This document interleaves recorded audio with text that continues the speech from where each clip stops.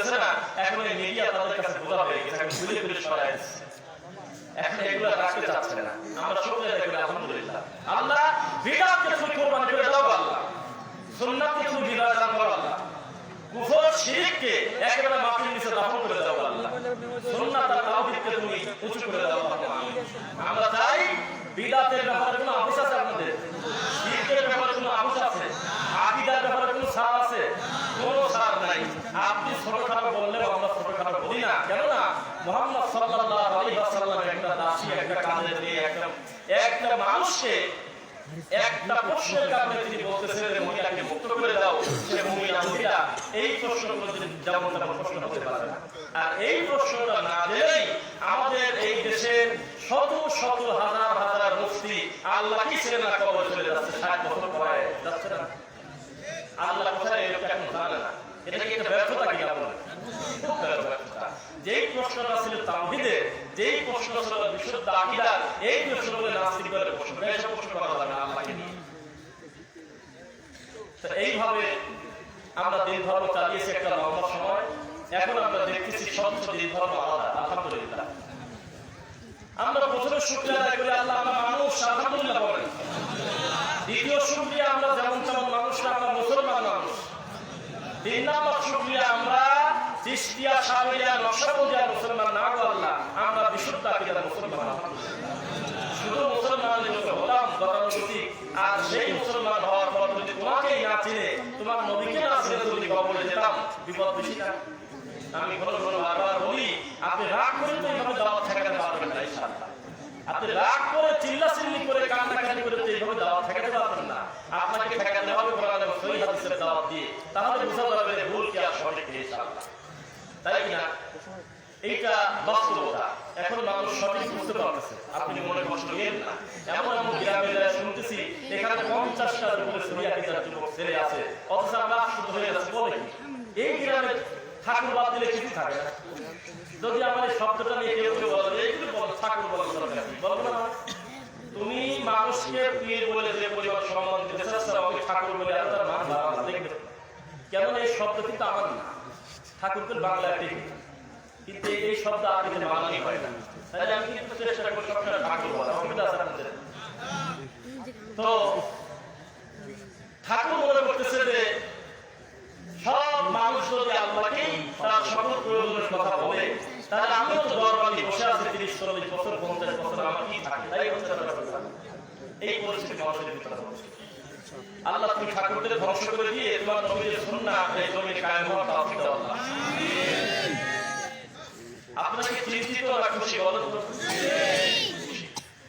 মজার ব্যাপার দেখেন, ওটা আমি বলছিলাম না যে মানে মিথ্যা যখন মাথা চাড়া দিয়ে উঠবে, গ্যাপে গ্যাপে যদি সত্য থাকে দু একটা পার্থক্য তেল জল মনে হয় না?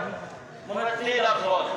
আমাদের কথা এখনো পর্যন্ত বাংলাদেশের বহু বিশেষ করে মুরব্বী বাবাদের কাছে তেল আর জল, যেটা মুখ দিয়ে বলে থাকে। আমার সোনার নবীর মান দেয় না, এত সুন্দর রওজাকে কবর বলে, নবীকে মাটির মানুষ বলে, গায়েবের নবী বলে না। এরা কোন হিসাবে কি বলে? এইভাবে একটা চিন্তা তাদের মাথায় আছে। বিশ্বাস করেন, আজকের এই মাহফিল থেকে, আজকের এই মঞ্চ থেকে আমরা একটা সুন্দর মানুষ আমরা ঘোষণা দিয়ে জানাচ্ছি, বর্ডার পার হওয়া যে সমস্ত ঠাকুর আছে, আশেপাশে যে সমস্ত বাবা আছে, প্রত্যেকটা বাবার উদ্দেশ্যে আমাদের ক্লিয়ার কাট কথা, যদি সত্যি তোমার দিন ধর্মের লোক থাকে, তুমি এসে নবীদের পাশে হাদিস বলো মানুষের সামনে, তোমার নিজস্ব ভাষায় শয়তানি তামাশা করবে, ঘাড় ধরে পালিয়ে চলাবে, খুব সময় বেশি দিন নাই। শয়তানি বাটপাড়ি বাদ দিয়ে দাও, নবী নূর না মাটি মিলাদ দা করবো না, বসে পড়বো খাওয়াটা 3 দিন আর 7 দিনে মোনাজাতকে নেকি মনে করে করবো না, আমরা আমাদের অংশ না। এই সমস্ত হাতে গোনা কয়েকটা ফায়সা শব্দ ছাড়া তুমি কিচ্ছু জানো না। তোমার তফিল হলো কারামাতুল আউলিয়া, হক বাবা আউলিদের কারামত সত্য, যত কুফরি সিটান বাটপাড়ি শয়তানি অসম্ভব লাগা এই সমস্ত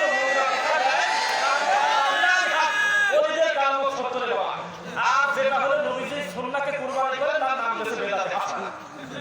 কত বড় বেহায়া! একটা নবীজিকে অপমান করে নাম দেশে বেদাতে হাসানা, আর আল্লাহকে বেইজ্জত করে অপমান করে নাউযুবিল্লাহ আস্তাগফিরুল্লাহ, তার নাম হলো কারামাতুল আউলিয়া। হাত রে বাবা, ওলিদের কারামত সত্য, ওলিদের কারামত সত্য, তবে নাচ কোনা এই সিদ্ধান্ত মাত্রা কে জাহান্নামের উপর ভাসি গেছে বলে?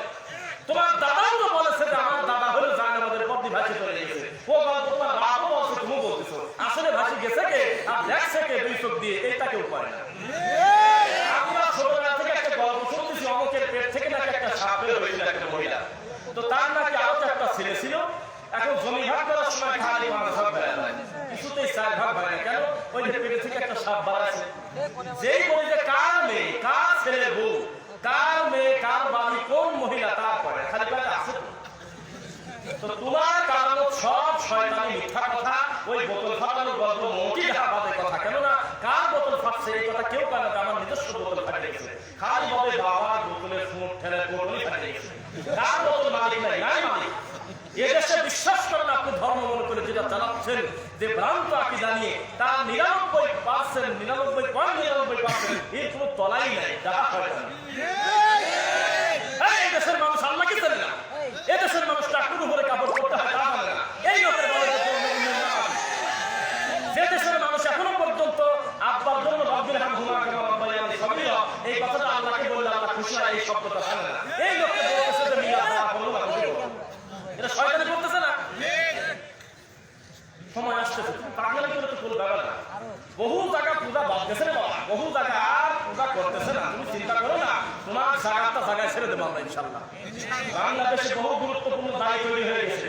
এদেশে বহু গুরুত্বপূর্ণ ডক্টর মাদানী আলেম আল্লাহর গোটা দেশ ছেড়ে যাবে ইনশাআল্লাহ। তোমার মতো ভণ্ড পাগলকে নিয়ে আলাদা করে আমার ধর্ম শিখতে হবে ও চিন্তা তুমি ভুলে যাবে না। পাগলামি বাদ দিয়ে কান ধরে তওবা করো শেষ রাতে। আল্লাহ মানুষ হয়ে আমি মানুষকে এইভাবে জিম্মি করে বছরের পর বছর আমি নিকৃষ্ট করে রাখছি। আল্লাহ তুমি আমাকে ক্ষমা করো, তাছাড়া মাফ নাই। কানা হুজুর প্রতিদিন রাতে 3 ভাগে 2 ভাগ পার হলে আল্লাহ প্রথম আসমানে নেমে এসে মানুষকে ডাকে। কি কারণে ডাকে? নাস্তা খাওয়ার জন্য ডাকে।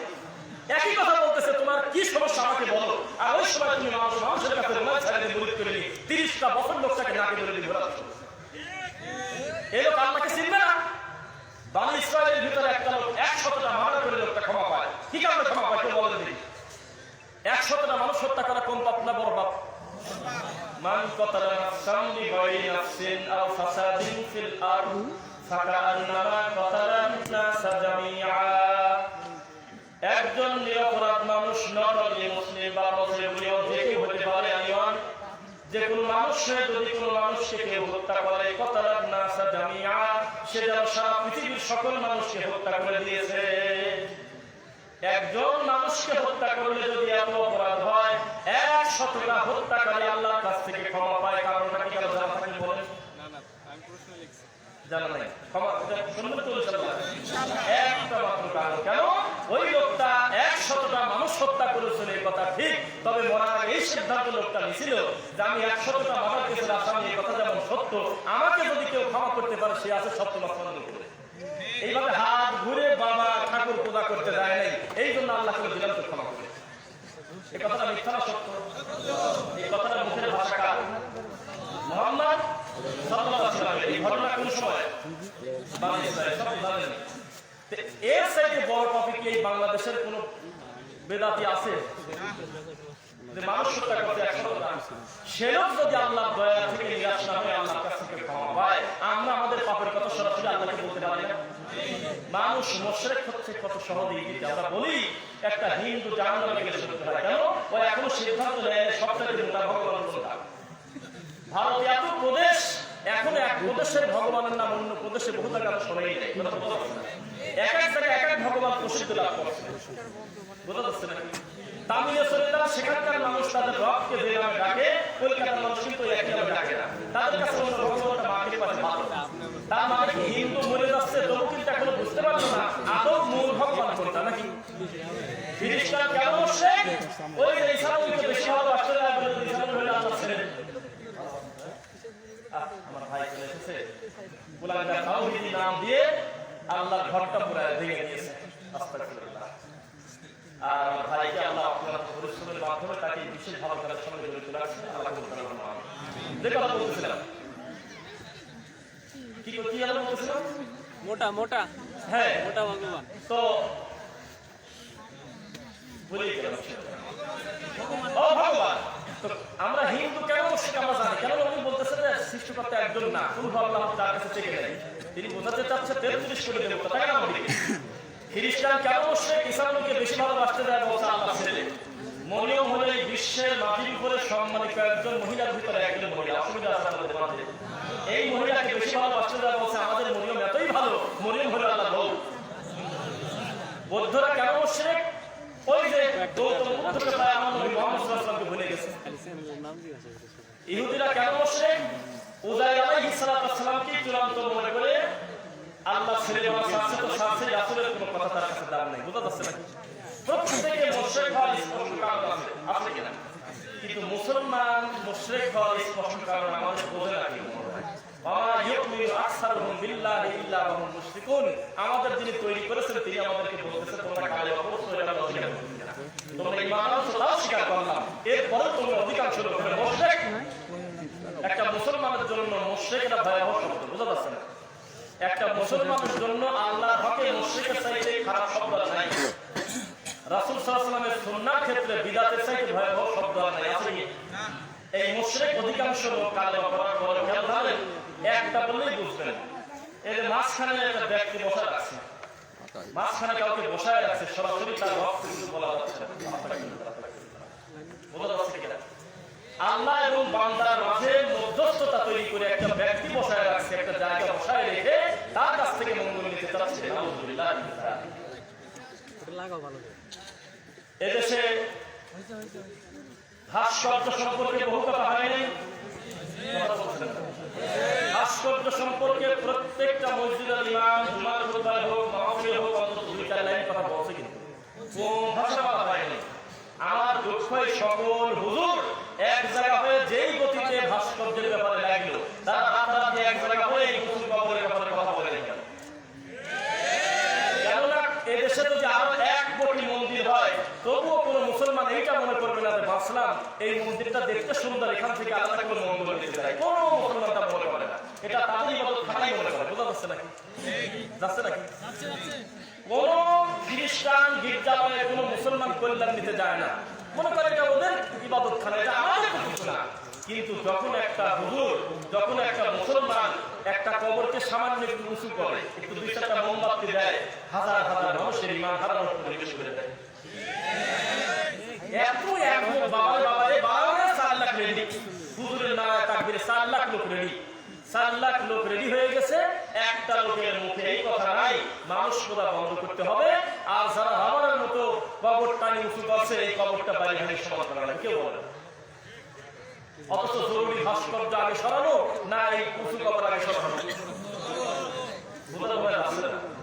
উঁচু কবর আগে সরানোর দরকার, যেটা মানুষের ঈমান হারানোর সাথে সম্পর্ক, তাই না?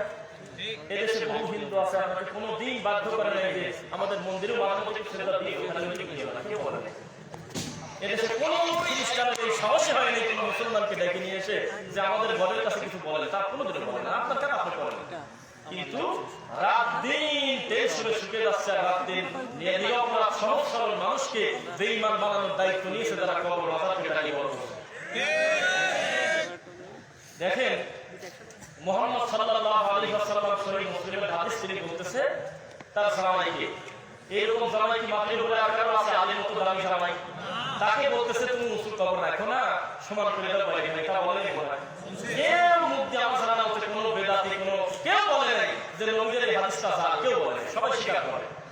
তা আমার একটা প্রশ্ন, তাহলে যারা আপনারা মানুষের কাছে পড়ে আছেন, ব্যক্তি পূজা করতেছেন, এই বাংলাদেশে কোন বাবা আছে যেই বাবার কবরের অস্তিত্ব নাই? না বলেন তো দেখি। তাহলে রাসূলের বিরোধিতা দিয়ে আপনার কর্মকাণ্ড শুরু না? আমাদের ইসলামে কোন সাদা কালো বৈষম্য আছে? কথা বলেন, আছে? কোন ধনী গরিবের বৈষম্য আছে? প্রধানমন্ত্রীর পায়ের সাথে পা লাগিয়ে যদি একটা একদম অভাবী ফকির মিসকিন একটা এতিম যদি আল্লাহকে সিজদা দেয়, তার সিজদায় যদি কান্নাকাটি বিনয় বেশি থাকে, রাসূলের কায়দায় সালাতটা হয়, তাহলে প্রধানমন্ত্রীর চাইতে তার সিজদার দাম বেশি। এটা হলো ইসলামের শ্রেষ্ঠ।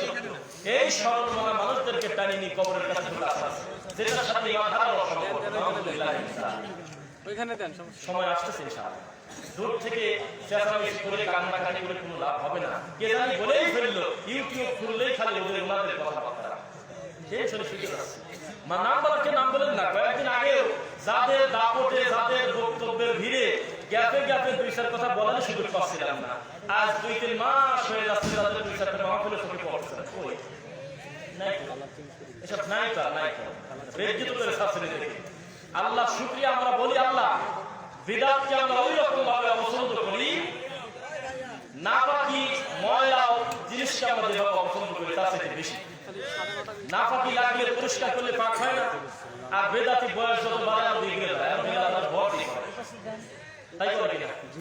ভালো কথা বলবেন, যেটা তো বিদআত, এই কর্মটা রাসূলের সুন্নাহ বিরোধী, আপনি এটা বাদ দিয়ে দেন, আপনার উপরে আরো বেশি বিগড়ে যাবে, এটা নাম হলো বিদআত। এই অসভ্য কাজ যিনি পরিচালনা করে রাখছেন তারা হলো হুজুর, তাই কিনা?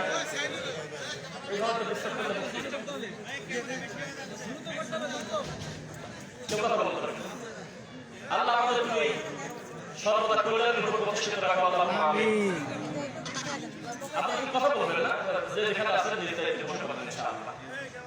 তাহলে আমরা এদেশের মাটিতে তাওহীদের ব্যানারটা বিশাল হোক, এই ব্যানারের ভিতরে সকলেই ঢুকে পড়বে, আমরা চাই কি চাই না? আমরা চাই এদেশের তাওহীদের ব্যানার এমন ভাবে হবে ইনশাআল্লাহ, বিদআতি বিদআত নিয়ে টিকতে পারবে ইনশাআল্লাহ, কোনো সমস্যা নাই। আচ্ছা একটা কথা বলি, ওই আমরা আগে শুনতাম পালোয়ানের যুগ ছিল, পালোয়ান তার কাছে 10 জন 20 জন কিছু না ছিল না। আল্লাহর কসম, আপনি সংখ্যা বিবেচনায় শুধু শুধু নিজেকে খারাপ করতেছেন। 100টা বেদাতি একটা সুন্নাত ওয়ালার কাছে কিছুই না। কেননা যে গতিতে আমরা দেখতেছি আমাদের দিনী ভাইরা 15 জন 20 জন লাগি গোটা গ্রামে দাওয়াতি কাজ করতেছে, তাতে আমাদের ধারণা মাথা পিছু সরকার একদম যদি হতো বেদাতি চাকরি ছাড়ি পড়া চলে যেত। আর তার মুখ দিয়ে যদি সত্য বের করতে চান তাহলে কাগজে প্রশ্ন লেখেন তাড়াতাড়ি, কালকে সকাল থেকে শুরু করে দেন, নাম লিখবেন না, তারা আপনাকে ধরতে না পারে। হুজুরের যত ফায়সামো, হুজুর যত দিন ধর্মের ব্যাপারে আপত্তিকর ভাবে কথা বলতেছেন নবীর নামে, সব কথা দলিল চেয়ে খালি জুমার সালাতের সময় কাগজ জমা করে রাখেন। দেখবেন যে নয় উত্তর দিলে নয় আপনাকে না করে আলহামদুলিল্লাহ চাকরি নিয়ে বলা চলে যাবে। সময়টাকে দেন, পড়াশোনা করার সুযোগ দেন। আমাদের কাছে কিছু অফার নাই, বলছিলাম একটা কথা এর আগে, আমাদের এই বাঙালির কাছে কিছু অফার নাই, কাপড়ই পরে না, তার কাছে লোক নাই। বলতে একবার লোক আছে বেশি, মুসাফায় 20 লাখ টাকা ওঠে হাদিয়া, এই জন্য সেটা বৈধ হবে, এই কথা আমি বলবো না। এটা তো আর বড় নাজাতের ফেরকায় না দিয়া না হওয়ার জন্য সবচেয়ে সম্ভাবনা ওইটা যে হাজার হাজার তাকবীরে দিয়ে লাখ লাখ টাকা দিয়ে মানুষ জমে গেছে, এটা একটা জাদুর মন্ত্র। যেই জাদুতে মানুষ লাখ লাখ লোক, এখনো পর্যন্ত মানুষ জানে না যে অমুক জায়গা 3 দিন 4 দিন 10 দিনের জন্য যায়, এখনো জানে না, সবাই যায় নিয়ে চলে আসে। কোথায় রাখবেন? 30 বছর আল্লাহকে ছেড়ে দিচ্ছে লোকটা, সাজদা করছে, অর্থ জানে না, আছে কি? 40 বছর আল্লাহকে সূরা ফাতিহা শোনাচ্ছে, সূরা ফাতিহার অর্থ না জানে লোকটার কবরে দেওয়া লাগতেছে। এই লোকটাকে দেখতে হলে সকালে 1000 বার ইল্লাল্লাহ আর বিকালে 1000 বার ইল্লাল্লাহ। কি করবে এটা দিয়ে? কি করবে এটা দিয়ে? করবে এটা কি আপনাকে বলেন? যে লোকটা রুকু শিখে নাই, সাজদা শিখে নাই, সূরা ফাতিহা অর্থ জানে না, আকীদা বোঝে না, ঈমান বোঝে না, এমন লোকটাকে বলতেছে যে মাগরিব পড়ে 12 রাকাত আওয়ামী না করে কথা দাঁড়া করবে, কি করবে? এইভাবে সাফায় সাফায়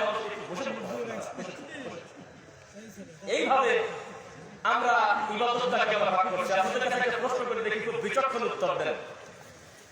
আমাদের সমাজের মানুষ ইবাদত কম করে না বেশি করে?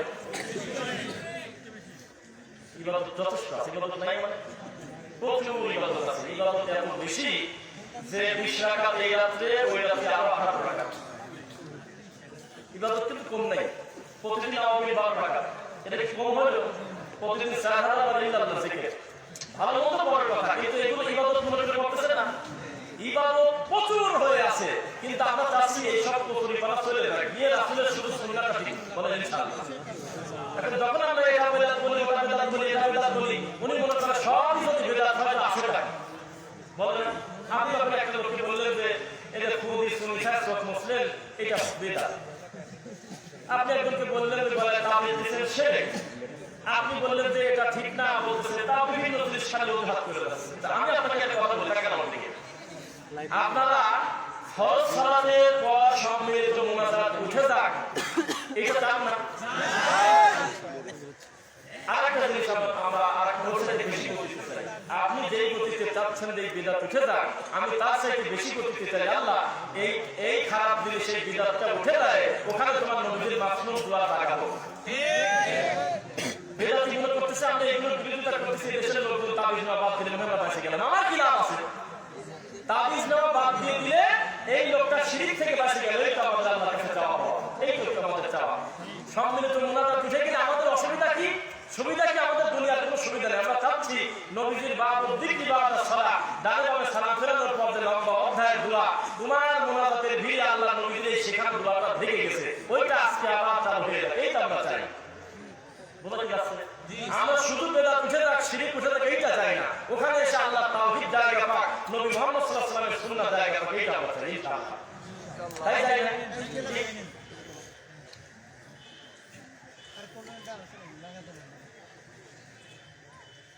আল্লাহ তুমি হেফাজত করে আল্লাহ। ওই ভালো মানুষের কাছে থাকলেই রাতারাতি ভালো হয়ে যাবে সেটা কিন্তু ঠিক না। এই নদী পার হওয়ার পর রাজবাড়ী, পাংশা, ঝিনাইদহ, কুষ্টিয়া আল্লাহর একটা বিশেষ নিয়ামত পাইছিল, কিন্তু অন্তরে বক্রতা থাকার কারণে লাখ লাখ টাকা মারহাবার ভিড়ে, মুসাফার ভিড়ে, সরলমনা মুসলিমের আইডিয়াল দাম ফেলা দিয়ে হাদিয়ার কারণে শত্রুরা তারা এখনো মানতে পারে নাই। এদেশের মানুষ পেয়েছিল ডক্টর খন্দকার আব্দুল্লাহ জাহাঙ্গীর রহমাতুল্লাহকে, তার খেদমতের দ্বারা হাজার শত শত মাইল দূরে কত গ্রামগঞ্জের কত মানুষ আল্লাহ সঠিক দিন পাইছে, অথচ তার ঘরের মানুষ এখনো বিদাত বসে আছে। এখন এই অসম্ভব তারা ছাড়বে না। কেন? ওই যে টাকা বেশি দেখাবে সেখানে বিনিয়োগ বসা হয় বেশিরভাগ। সত্য কথা একটা কথা বললেন নাকি? সত্য জানেন? ওই দেশে দেশে আমি দেখলাম কিছু কিছু পেজে ওনার যারা ভক্ত পরিবার দাবি করতেছে ভালো মানুষ, তারা দেখি ওই অংশ কোনোদিন আমি পাই, এত খুঁজলাম ওই ফেসবুকে এইসব পেজে দেখি আব্দুল্লাহ জাহাঙ্গীর স্যারের ওই কথাগুলো পাই কিনা, যেই কথাগুলো বলা হচ্ছে যে আমরা তো আল্লাহ নবী, আমরা তো আল্লাহর কাছে চাই, এইসব কথা দেয় না। যেই যেই জিনিস দিলে সমাজের শয়তানে ঠেকে না ওইগুলি দেয় না, স্যার এই দামি কথাগুলো ঠেকে রাখছে কোনগুলি? তোমরা চেষ্টা করো না, বা নরম সিস্টেমে যেগুলো আছে ওইগুলো দিয়ে তাদের চেষ্টা চাপ দেওয়া লাগে।